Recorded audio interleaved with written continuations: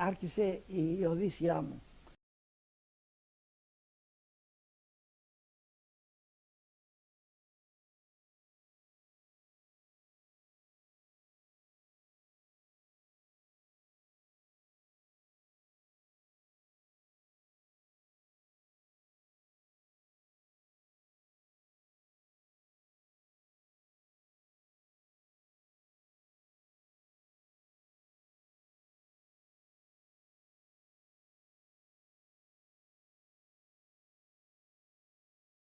Ο γουλιάδος μου, ο Ερίκος ο Σεβίλιας, ο οποίος ήταν στο Auschwitz με τον αριθμό, πέθανε με τον αριθμό. Ερίκος Σεβίλιας από την Αθήνα.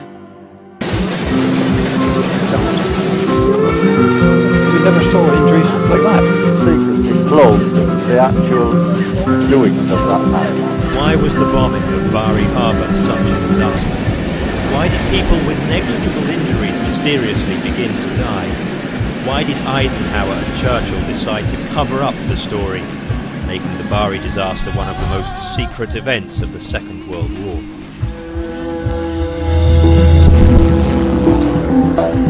The Pearl Harbor of the Mediterranean began when 105 Luftwaffe Junkers planes were launched against Bari Harbor, at that time under British control. It was the evening of the 2nd of December, 1943. The German air raid took the Allied defence completely by surprise. The harbour was lit up. The mountains, I thought they were shooting stars come very close. That's what it appeared like. And three came, one after the other. The most important harbour supplying the 8th Army during the Italian campaign was impaired for 3 weeks. It was a huge blow for the Allied forces. It just looked as if everything that had happened there had been swept under the carpet. 1,000 people lost their lives. But that wasn't the end of the story. The tragedy was only beginning. There was this cloud of secrecy.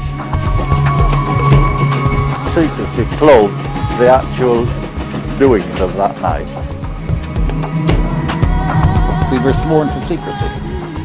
Eisenhower and Churchill initiated a cover-up. The attack on Bari Harbour was one of the most secret events of the war in Italy. The Bari disaster could also have had even greater consequences for the civilians. Doctors began to treat the wounded. But something strange happened. The medical staff were very perplexed by their symptoms.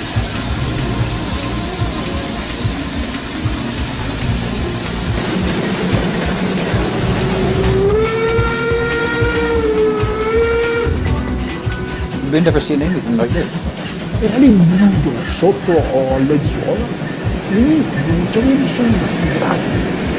Things were not normal. La pelle era tutta marron diventata. And these were rather large blisters, you know. Victims began dying.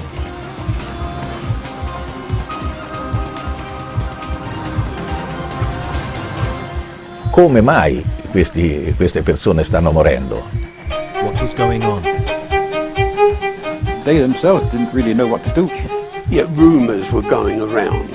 Were they just rumours?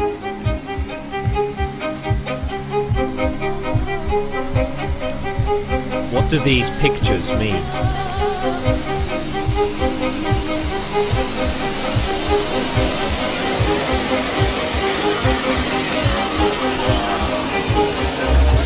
Were the Germans using new and terrible weapons? A few days later, the name of an American ship began to circulate. It was underlined in official documents. The John Harvey. Why? What was the ship carrying? Why was it in Italy? What is the secret of this ship? This ship. Using original documents, we'll retrace the most successful German air raid in the Mediterranean. We'll follow the Allied convoy with its ultra documents and the reconnaissance messages.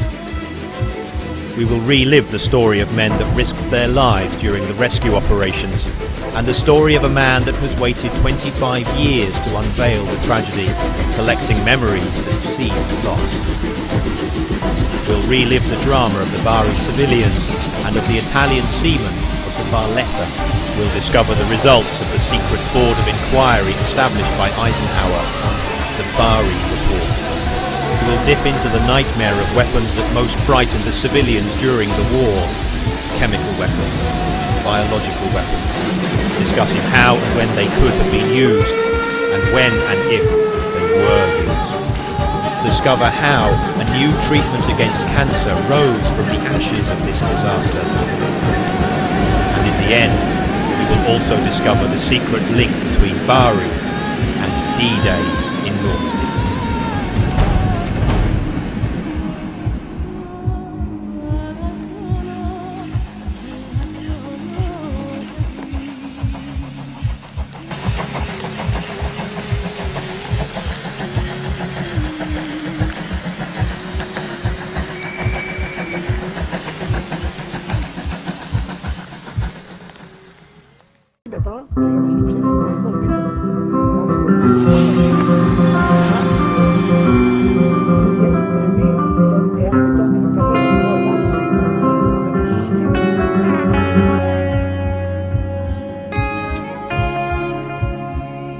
Many of the Jewish refugees saw Europe as the graveyard of the Jewish people. Wherever they went, they were reminded of the life that had been there before. Some remained in the concentration camps, others fled. Some tried to get to mandatory Palestine, but the doors were closed by British restrictions. The United States as well had difficult immigration policies. Thousands in the end managed to get to South Africa, Australia, and South America. However, because of the excessive red tape, the increasing anti-Semitism, the difficult voyages, there was no other option for many of these people but to congregate in camps that were set up by the Allies after the war. These camps were called displaced persons camps. Conditions in the DP camps, especially at the beginning, were very difficult. Some of the camps were located in former concentration camps. Some of them were even located in former German army barracks, so that many of the survivors were walking around behind barbed wire, still in their concentration camp uniforms. Food and medicine were very scarce. The death rate remained high for weeks. And still, these refugees streamed into the DP camps. For many, it would be the place where they would take their first steps forward.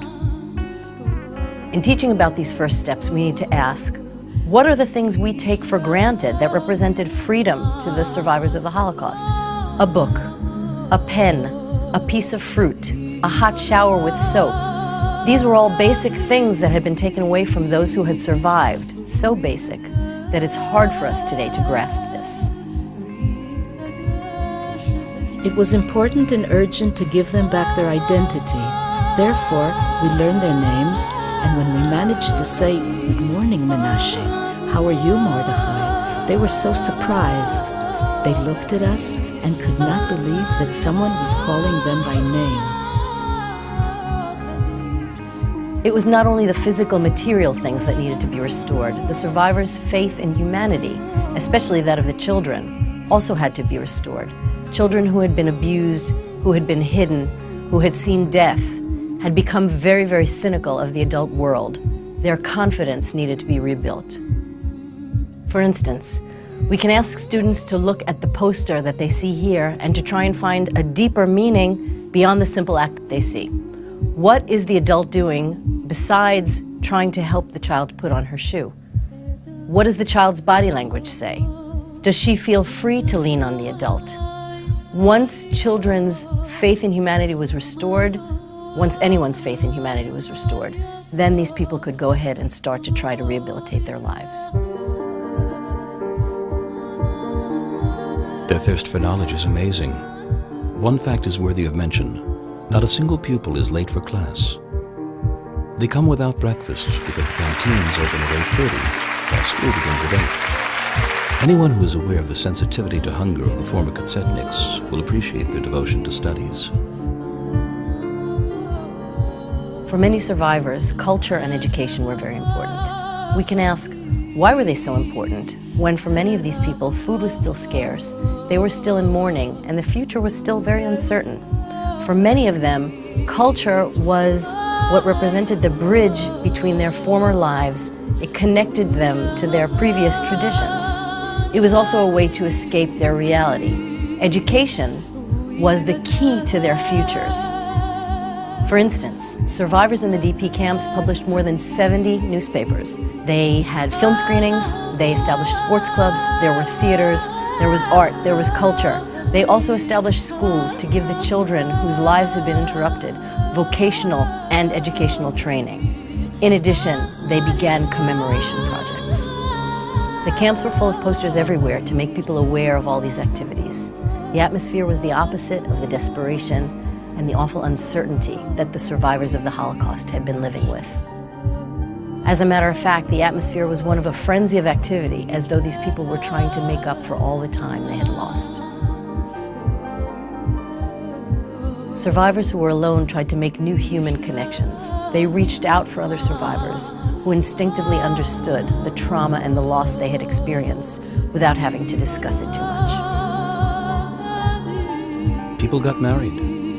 They would take a hut and divide it into 10 tiny rooms for 10 couples. The desire for life overcame everything. After such destruction, to build a new life, to get married, to bring children into the world. In the ability to forget lay the ability to create a new life. There was an astonishing number of marriages in the DP camps, sometimes as many as 6 every day. And after the marriages came children. In fact, the survivors' birth rate was higher than anywhere else in the world. In the Bergen-Belsen camp alone, 555 babies were born in 1946. And by 1948, the camp was celebrating the birth of the 1,000th baby. All of these things were manifestations of the survivors' drive to live, and not only to live, but also to create new life. They were building a future.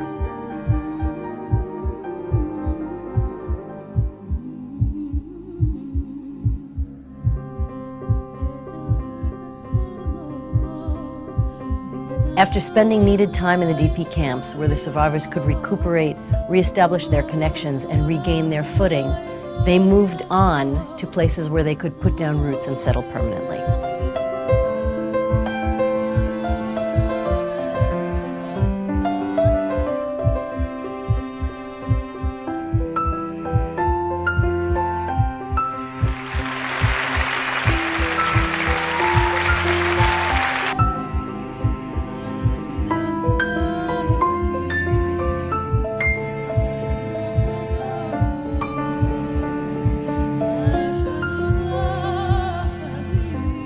Survivors immigrated to all parts of the world, with the majority of them reaching and settling in the United States and in Israel.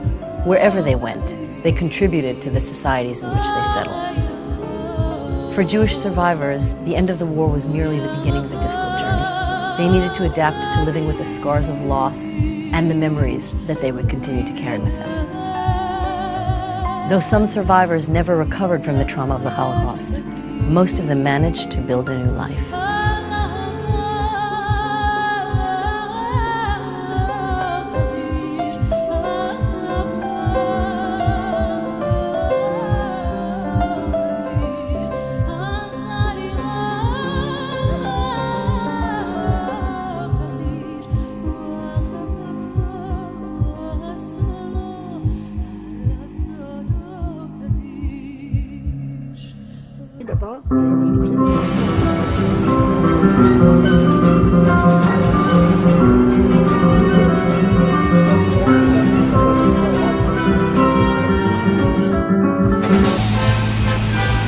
On the night of November 11, 1940, 21 biplanes from a Royal Navy aircraft carrier launched a surprise attack on the Italian fleet anchored in the port of Taranto. The Italian ships were protected by anti-torpedo nets and surrounded by barrage balloons and anti-aircraft defenses. They thought they were immune to an air attack. However, in less than 2 hours, the Swordfish torpedo bombers struck 3 battleships and several cruisers and severely damaged the port installation.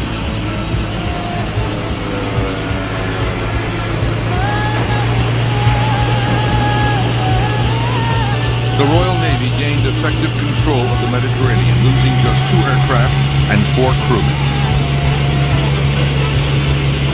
It was the first time carrier-borne aircraft had been used in an attack on heavily defended warships.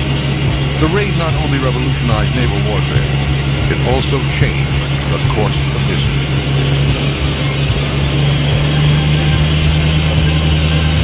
Other navies took a keen interest in the Royal Navy's use of an aircraft carrier to launch an attack at long range, particularly the Japanese Imperial Fleet. Just over a year later, the Japanese would use the aircraft carrier to launch an assault on the American fleet in Pearl Harbor.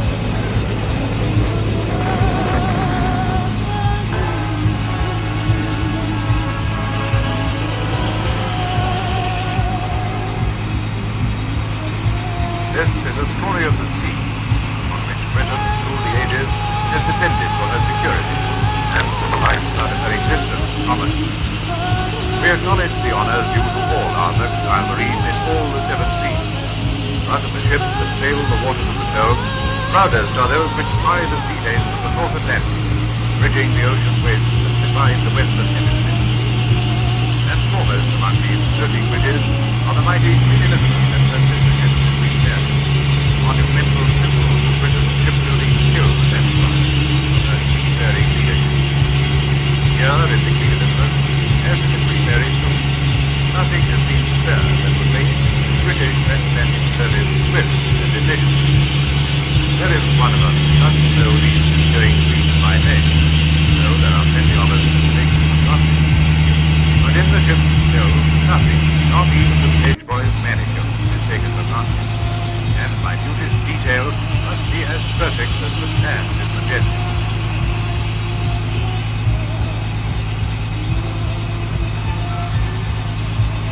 And as ocean travelers pass their carefree days, what do they know of the history that these great decks have seen and made?